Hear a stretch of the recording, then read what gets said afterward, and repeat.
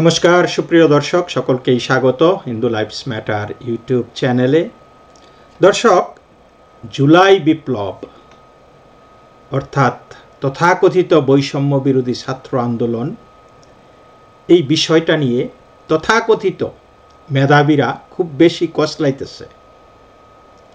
এই কচলাইতে আপনারা জানেন যে একটা লেবুকে যদি আপনি কচলান এটা তিতা হয়ে যায়। তো তারা কচলাইতেছে এইভাবে, এই তথাকথিত মেধাবীরা। তারা মুই কি হনুরে, দেশের জন্য তারা কি করে ফেলেছে, অথচ দেশের তাদের জীবনে এই অ্যাকমপ্লিশমেন্ট বলতে শুধু একটাই আছে, এইটাই। এর বাইরে তাদের কোনো অ্যাকমপ্লিশমেন্ট নাই। এবং যখন একটা মানুষের কোনো ধরনের অ্যাকমপ্লিশমেন্ট না থাকে, তখন ওই একটা জিনিসই বারবার কচলাইতে থাকে। এই প্রসঙ্গে আমি একটি আমার জীবনের বাস্তব অভিজ্ঞতা বলি আপনাদেরকে। নিউ ইয়র্কের এক ভদ্রলোক, তিনি আমাকে বারবার তাগাদা দিতেন যে তার জন্য একটা আর্টিকেল লিখে দিই। কয়েকদিন পরেই আসতো যে আমি তাকে একটা আর্টিকেল লিখে দিই এবং তার নামে সেটা পত্রিকায় যাবে, এবং সেটা পত্রিকায় ছাপা হলে মানুষকে ওই পত্রিকায় দেখায় বলতো যে এটা পড়েন, এটা পড়ছেন, আমার ওই লেখাটা পড়ছেন, মানে এইরকম। তো আমি খুবই হতাশ হতাম, আমার খুব রাগ হতো মনে মনে যে এটা নট রাইট। আমি যদি লেখি সেটা আমার লেখা হবে, তার লেখা না। ইভেন তার থেকে আইডিয়া নিলেও লেখাটা কিন্তু আমারই, এবং সেই জিনিসটা বোধহয় ওইভাবে প্রকাশ করা ঠিক হয় নাই, বা আমারও লেখা দেওয়া ঠিক হয় নাই। কিন্তু আমি সরাসরি মানুষকে এইভাবে অপদস্থ বা অপমান করতে পারি না, তো লিখতাম। এবং অনেক গড়িমসি করে, অনেক সময় ক্ষেপণ করে, 10-15 দিন পিছে ঘুরে, অনেক অনুনয় বিনয়ের পরে আমি একটা কিছু লিখে দিতাম। তো এটা ছাপা হলে সে বেজায় খুশি, এবং সেটা মানুষকে দেখাইতো যে কি করে ফেলেছেন, ওনার রিয়াকশন চাইতো, অথচ লেখাটা পুরাটাই আমার। তো এনিওয়ে, তো এদের অবস্থাটা হয়েছে এরকম যে তারা কবে কি ঘটেছে, তারা জীবনে অন্য কিছু করেনি। এই জুলাই আন্দোলনে তারা করেছে, এটারে আবার 36 জুলাই নাম দিয়ে ফেলেছে। মানে কত বড় মেধাবী তারা, চিন্তা করেন যে জুলাই নাকি আবার 36শে জুলাই হয়ে গেছে। শুধু তাদের চিন্তা চেতনাই এটা। যেই প্রত্যাশা নিয়ে দেশের মানুষ এই জুলাই আন্দোলনে অংশ নিয়েছিল, 5ই আগস্টের সরকার পতনের জন্য তারা নেমেছিল রাস্তায়, তারা ইতিমধ্যে বুঝে গেছে যে তাদেরকে ধোঁকা দেওয়া হয়েছে, তাদের সাথে প্রবঞ্চনা করা হয়েছে। সুতরাং মানুষ এখন তারা নিজেদের জীবন নিয়ে ব্যস্ত, তারা এই আন্দোলনে আর নাই।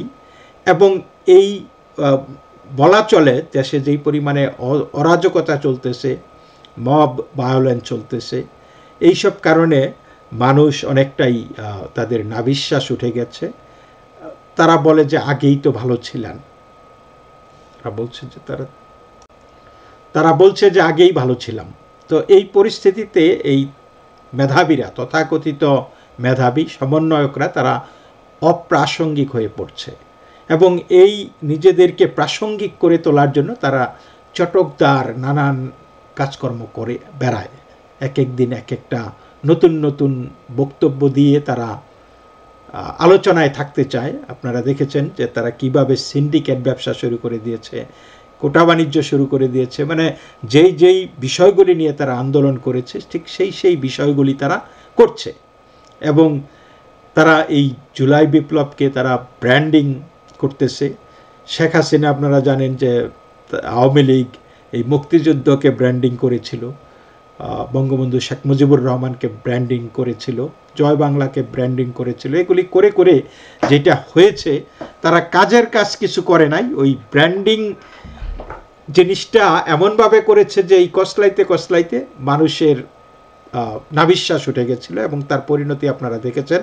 এবং এই একটা ছোট্ট ফালতু একটা জিনিসকে তারা, এই বৈষম্য বিরোধী ছাত্র আন্দোলনের নেতারা, তারা ব্র্যান্ডিং করার জন্য চেষ্টা করতেছে। এবং কসলানোটা এমনভাবেই কসলাচ্ছে, দেখেন এই কবে আন্দোলন হয়ে গেছে, জুলাই আগস্ট মাসে এখন তারা সেটা পুনর্মঞ্চায়ন করতে চায়।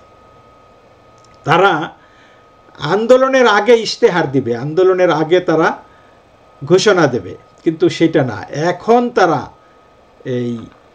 সেই জুলাই আন্দোলনের ঘোষণাপত্র এখন পাঠ করবে 31শে ডিসেম্বর। কবে আন্দোলন হয়ে গেছে, সরকারের পতন হয়েছে, নতুন সরকার এসেছে, মানুষ তাদের দিক থেকে মুখ ফিরিয়ে নিচ্ছে, এখন তারা নতুন করে সেই আন্দোলনের গীবত গাইতে চেষ্টা করতেছে। তারা বলেছে যে জুলাই অভ্যুত্থানের মধ্য দিয়ে দেশের মানুষ আজকের যেই সংবিধান আছে বাংলাদেশে এটার বিপরীতে অবস্থান নিয়েছে, সুতরাং এই সংবিধান রাখা যাবে না। তারা ৭২-এর সংবিধানকে মুজিববাদী সংবিধান হিসাবে উল্লেখ করেছে। এই মুজিববাদী সংবিধান কিভাবে গণমানুষের আকাঙ্ক্ষাকে বিনষ্ট করেছে এবং ঠিক কিভাবে এর রিপ্লেসমেন্ট করা হবে সেটা জুলাই বিপ্লবের ঘোষণাপত্রে স্পষ্ট করা হবে বলে জানিয়েছে বৈষম্য বিরোধী ছাত্র আন্দোলন। 31শে ডিসেম্বর অর্থাৎ আগামীকাল মঙ্গলবার বেলা ৩টায় ঢাকার কেন্দ্রীয় শহীদ মিনারে জুলাই বিপ্লবের ঘোষণাপত্র দেবে বৈষম্য বিরোধী ছাত্র আন্দোলন। বৈষম্য বিরোধী ছাত্র আন্দোলনের নেতারা বলেছেন যে জুলাই বিপ্লবের ঘোষণাপত্রের মাধ্যমে ৭২-এর মুজিববাদী সংবিধানের কবর রচিত হবে। পাশাপাশি এই ঘোষণাপত্রে নাৎসিবাদী আওয়ামী লীগকে বাংলাদেশে অপ্রাসঙ্গিক ঘোষণা করা হবে। বৈষম্য বিরোধী ছাত্র আন্দোলনের আহ্বায়ক, যেটা আমরা যাকে সমন্বয়ক প্লাস বলি আর কি, সমন্বয়ক প্লাস হাসনাত আবদুল্লাহ বলেন, জুলাই বিপ্লবের ঘোষণাপত্রটি ৫ই আগস্টেই হওয়া উচিত ছিল। এটি না হওয়ার কারণে গণমাধ্যম, বুদ্ধিজীবী পাড়াসহ সব জায়গায় ফেসিবাদের পক্ষের শক্তিগুলো ষড়যন্ত্র করে যাচ্ছে এবং লেজিটিমেসিকে প্রশ্ন করছে। তিনি বলেন, জুলাই অভ্যুত্থানের মধ্য দিয়ে মুজিববাদী সংবিধানের বিপরীতে মানুষ যে অবস্থান নিয়েছে তার একটি লিগ্যাল ডকুমেন্টেশন থাকা উচিত। ২৪-এর গণ অভ্যুত্থান ঘিরে তৈরি হওয়া গণ আকাঙ্ক্ষা এবং ৭২-এর সংবিধানের বিপরীতে গিয়ে মানুষের রাস্তায় নামার প্রাতিষ্ঠানিক ও দালিলিক স্বীকৃতি ঘোষণা করার জন্য ৩১শে ডিসেম্বর বেলা ৩টায় ছাত্র জনতার উপস্থিতিতে কেন্দ্রীয় শহীদ মিনার থেকে সেই ঘোষণাপত্র দেওয়া হবে। হাসনাত আবদুল্লাহ বলেন, আমরা চাই ৭২-এর সংবিধান, মুজিববাদী চেতনা ও আওয়ামী লীগের ফেসিবাদের বিরুদ্ধে মানুষের দাঁড়ানোকে স্বীকৃতি দেওয়া হোক। আমরা চাই মুজিববাদী সংবিধানকে কবরস্থ ঘোষণা করা হবে। যে কেন্দ্রীয় শহীদ মিনার থেকে এক দফার ঘোষণা দেওয়া হয়েছিল ঠিক সেই জায়গা থেকে ৭২-এর মুজিববাদী সংবিধানের কবর রচিত হবে। আমরা প্রত্যাশা রাখছি জুলাই বিপ্লবের ঘোষণাপত্রে নাৎসিবাদী আওয়ামী লীগকে বাংলাদেশে অপ্রাসঙ্গিক ঘোষণা করা হবে। পাশাপাশি ঘোষণাপত্রে আমরা বিচার নিশ্চিতের ইশতেহার দেখতে চাই। তো দর্শক, এই যে এই বক্তব্য তিনি দিয়েছেন যে মুজিববাদী সংবিধান বা মুজিববাদী চেতনা, এগুলি কি? মুজিববাদী চেতনাটা কি ছিল? মুজিববাদী চেতনার মাধ্যমে বাংলাদেশ ৭১-এ একটা মুক্তিযুদ্ধ করে মুক্তিযুদ্ধে জয়ী হয়ে বাংলাদেশ নামক একটি রাষ্ট্রের অভ্যুদয় ঘটিয়েছিল। তাহলে সেই চেতনার যদি আপনি বাতিল করে দেন সেই চেতনাকে, তাহলে কি হচ্ছে? আপনি মুক্তিযুদ্ধের চেতনার বিরুদ্ধে দাঁড়াচ্ছেন এবং সেই মুক্তিযুদ্ধের মাধ্যমে বাংলাদেশের যে রাষ্ট্রটি হয়েছিল এটার একটা সংবিধান হয়েছিল, সেই সংবিধানটাও কিন্তু মুক্তিযুদ্ধের চেতনার সংবিধান। সুতরাং সেই মুজিববাদী সংবিধানকে যদি আপনি বাদ দেন তাহলে কোন সংবিধান আপনি কায়েম করতে চাচ্ছেন? নতুন এই ৩৬শে জুলাইয়ের সংবিধান? ৩৬শে জুলাই একটা অবান্তর শব্দ, একটা অবান্তর ডেট। সুতরাং আপনারা কি সেই সংবিধানকেও একটা অবান্তর জিনিসে পরিণত করতে চান? তারপরে মুজিববাদী সংবিধানকে কবরস্থ ঘোষণা করা হবে। তাদের জ্ঞানের লিমিট কতটুকু? বলেছে যে শেখ হাসিনাকে এবং আওয়ামী লীগকে নাৎসিবাদী বলেছে এবং এই নাৎসিবাদী আওয়ামী লীগকে বাংলাদেশে অপ্রাসঙ্গিক ঘোষণা করা হবে। বাহ! তাহলে জনগণ, যেই দেশের জনগণ আওয়ামী লীগকে প্রাসঙ্গিক মনে করে এবং এই মুহূর্তে বলা যাচ্ছে আপনাদের এই অল্প কিছু দিনের দুঃশাসনের কারণে মানুষ আপনাদের বিরুদ্ধে, আপনাদের পক্ষে আর নাই। আপনারা সেটা দেখবেন, আপনাদের যেই নতুন যেই 31শে ডিসেম্বর শহীদ মিনারে আপনারা বিশাল গণজমায়েত আপনারা আশা করতেছেন, এতে করে আপনারা দেখবেন যে আপনাদের পাশে কতজন মানুষ দাঁড়ায়। আপনারা দেখবেন সেই আগের মতো লাখ লাখ মানুষ সারা দেশ থেকে এইখানে এগিয়ে আসবে, সেটা নিশ্চিত করে বলতে পারি, নির্দ্বিধায় বলতে পারি সেটা হচ্ছে না। আপনারা যে কতটুকু অবান্তর সেটা টের পাবেন। আরেকটা জিনিস হলো এই নাৎসি, এই টোটাল নাৎসি জিনিসটাই তাদের কোনো ধারণা নাই। তা না হলে আওয়ামী লীগকে নাৎসিবাদী কী করে বলে? বাংলাদেশে কি নাৎসিবাদীরা আছে? বাংলাদেশে কি কখনোই নাৎসিবাদী রাজনীতি হয়েছে?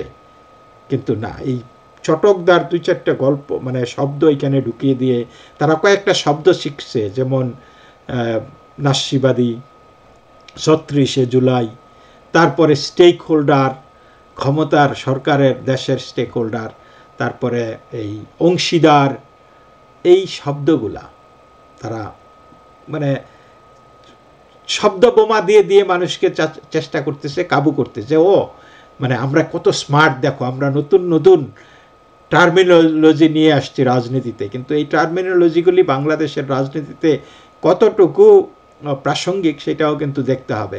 যে এই লোকগুলি কিসের অংশীদারি, কিসের রাষ্ট্রের অংশীদারি তো প্রত্যেকটা জনগণ, প্রত্যেকটা নাগরিক। তাহলে তারা আলাদা করে কি করে অংশীদারি হয়? সে একজন ছাত্র, সে কি করে অংশীদার, সে কি করে স্টেক হোল্ডার হয়? প্রত্যেকটা নাগরিকের যেই যতটুকু স্টেক হোল্ডার সেও ততটুকু স্টেক হোল্ডার। তার কথায় মানে তার তাদের অঙ্গুলি হেলনে সরকার চলবে, বিভিন্ন প্রতিষ্ঠান চলবে। আপনারা জানেন যে অলরেডি লিস্ট ধরিয়ে দিয়েছে সংবাদ মাধ্যমে কে কত টাকা দিতে হবে, কাকে কাকে ছাঁটাই করতে হবে, কাকে চাকরিতে নিয়োগ দেওয়া হবে। তারপরে আমরা দেখতেছি যে তারা মামলা বাণিজ্য করতেছে, আমরা দেখতেছি তারা পদ বাণিজ্য করতেছে, তারপরে ট্রান্সফার বাণিজ্য করতেছে, কারে কোথায় দেওয়া হবে, এই সমস্ত সমানে টাকা কামাচ্ছে, দেদারছে। তারা নাকি টিউশনি করে প্রতিদিন একটা করে নতুন নতুন গাড়িতে চলে, বা কয়েকদিন পরে পরে নতুন নতুন গাড়িতে চলে টিউশনি করে। তো বাংলাদেশের সব ছাত্ররা কি টিউশনি করে এটা এই নতুন নতুন গাড়িতে চড়তে পারে? এই আবালরা জানেও না যে তারা কি বলতে চায়, এবং যা বলে doesn't make sense. Hasnat Abdullah বলেছে ৭২-এর সংবিধানের মূলনীতিগুলোর মাধ্যমে ভারতীয় আগ্রাসনের ইনস্টলমেন্ট করা হয়েছে। ঘোষণাপত্রে স্পষ্ট করা হবে মুজিববাদী সংবিধান কিভাবে গণমানুষের আকাঙ্ক্ষাকে বিনষ্ট করেছে এবং ঠিক কিভাবে আমরা এটা রিপ্লেসমেন্ট করতে চাই। ভালো কথা, আমরাও জানতে চাই যে তোমরা বলো যে মুজিববাদী সংবিধান বা ৭২-এর সংবিধান কিভাবে এই কি করেছে, আর তোমরা মানুষের আকাঙ্ক্ষাকে কতটুকু ফলপ্রসূ করেছ সেটাও আমরা দেখতে চাই। তো তোমাদের কথাগুলি বলো না কেন? মানুষের তো অনেক আকাঙ্ক্ষা ছিল ৫ই আগস্টের পরে, সেই আকাঙ্ক্ষারগুলির ঘুরে বালি কেন হলো? মানুষ কেন নিরাশ হলো? তোমরাই তো সরকার চালাচ্ছ, এখন কাকে দোষ দিবা? কিন্তু দোষ তো দিচ্ছ যখনই কেউ তাদের ডিসকন্টেন্টের কথা বলে, তাদের আন্দোলনে নামে, তখনই তোমরা নানান ট্যাগ দিচ্ছ, তাই না?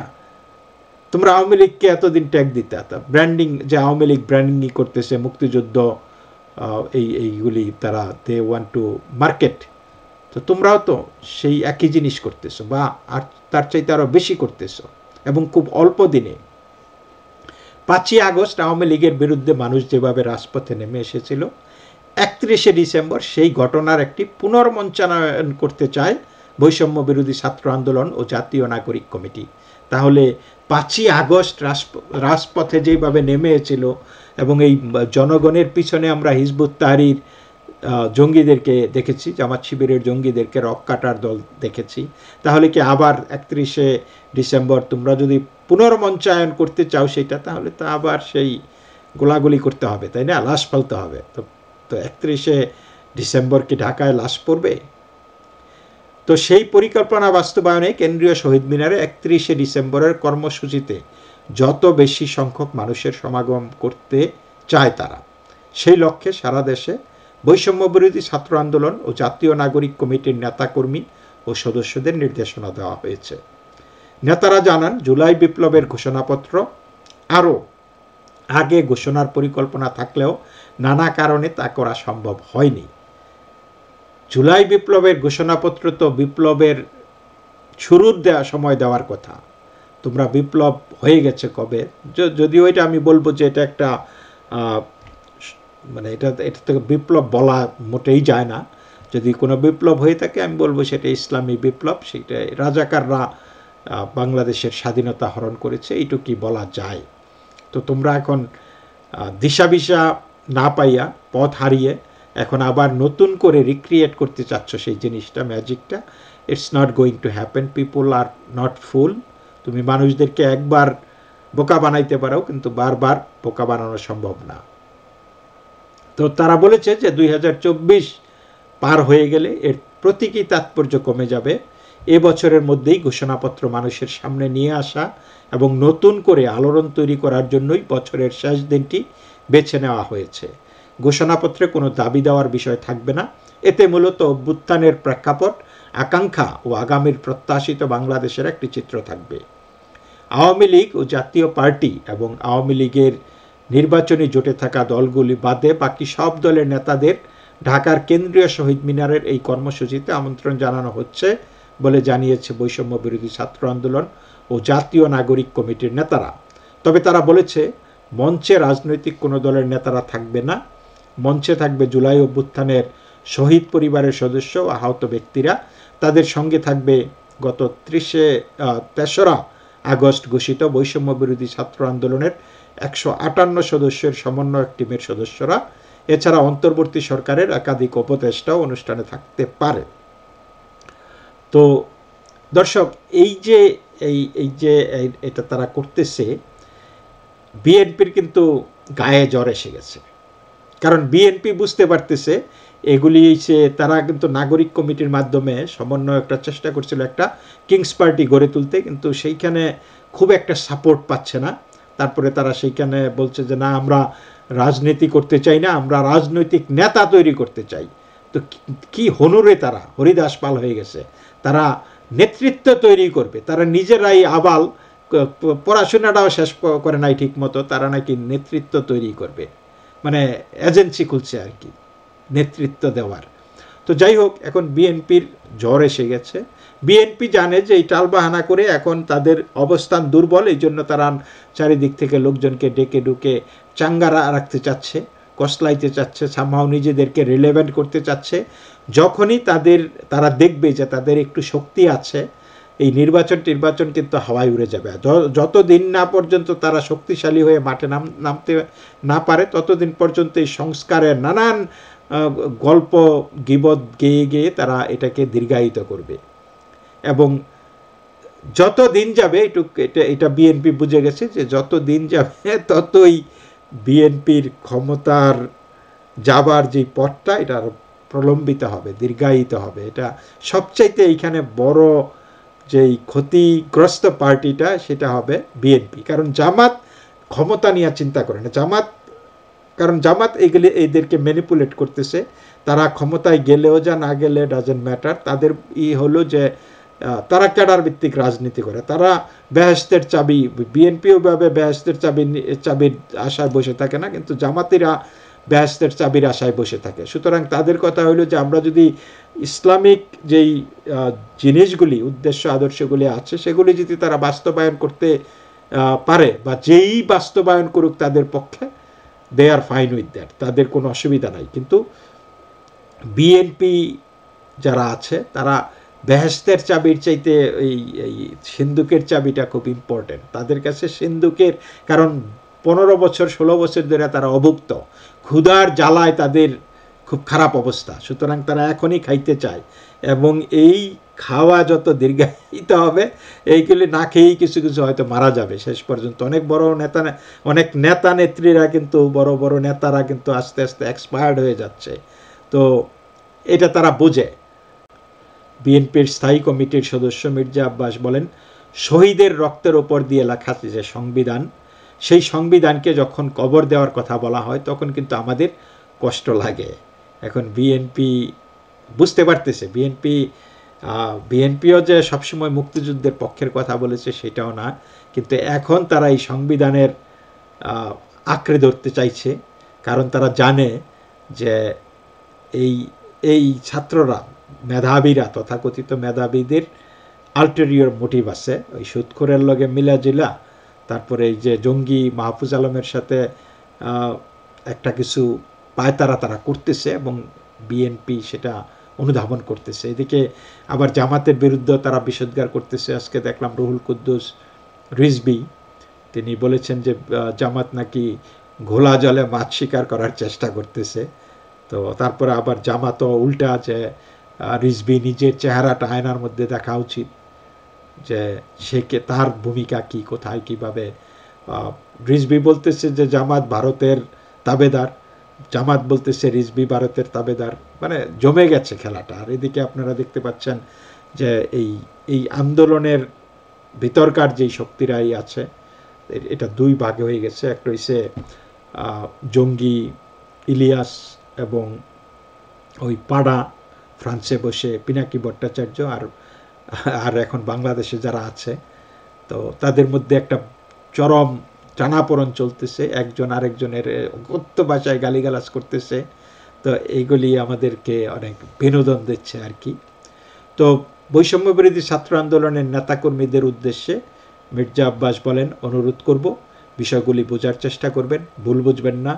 কবর দিয়ে ফেলবো, মেরে ফেলবো, কেটে ফেলবো, এ সমস্ত কথা ভালো কথা নয়। এ ধরনের কথা ফেসিবাদের মুখ থেকে আসে। তো এই পোলাপান কি ফেসিবাদের চাইতে কম কিছু?